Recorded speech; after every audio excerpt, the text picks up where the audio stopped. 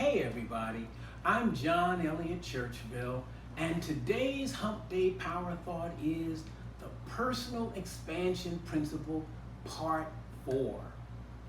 Last time, I began to discuss God's motive in creating human beings, and I made the point that God wanted reciprocals with whom he could relate, not weak, fearful, cowardly people who would cringe before him and offer him sacrifices to appease his wrath or somehow cajole him into doing them a favor, but intelligent, thinking, creative, feeling people with whom he could relate.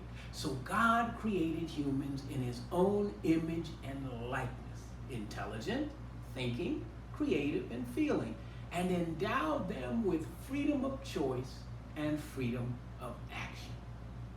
Today, I'm going to go further into God's motive for creating human beings.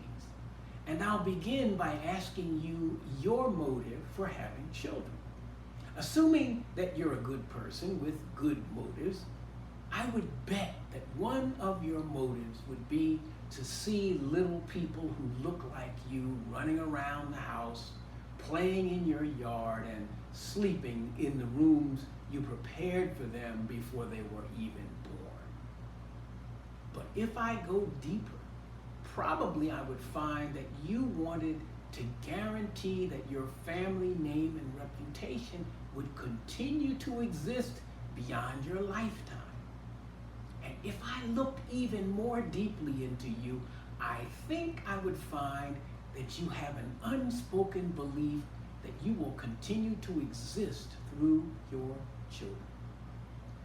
Assuming that you plan ahead, one of your motives for having children would be to have them reach higher heights and deeper depths than you were able to reach in your lifetime.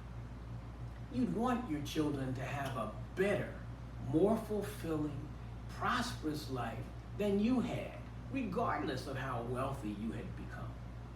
In short, there is in you the desire to see children born of you to be more, do more, and have more than you do. Now, assuming that God is good and wants the best for you, how much more do you imagine that he wants for you as his child?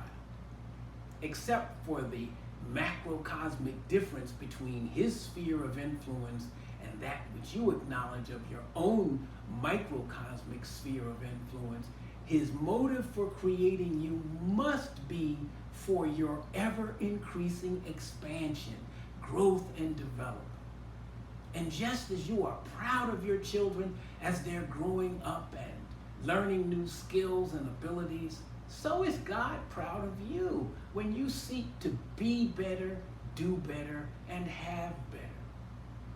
And just as you did not get angry and hurt your child who kept falling when learning how to walk, so God is not angry with you as you learn how to maneuver in the world, making mistakes and learning from them. Mistakes are a part of growth, and every mature parent understands that and celebrates it. But I'm not finished with God's motive for creating human beings, because I haven't probed your motives for having children. So let me get to it. Given all the motives I've adduced thus far, there is a far deeper motive that drives your desire to have children.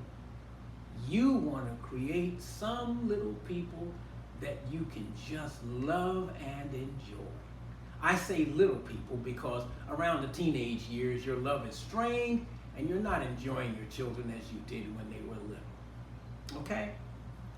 But it's the love motive that was behind God's creation of you. And it is his love motive that keeps him in love with you, despite the fact that you may still be in your teen years spiritually, while in your 40s, 50s, or beyond in physical years. So let me summarize where we've come so far in this series. Our engagement with the invisible quantum world influences how it behaves under certain circumstances. And our engagement with the apparent world influences how it behaves under certain circumstances.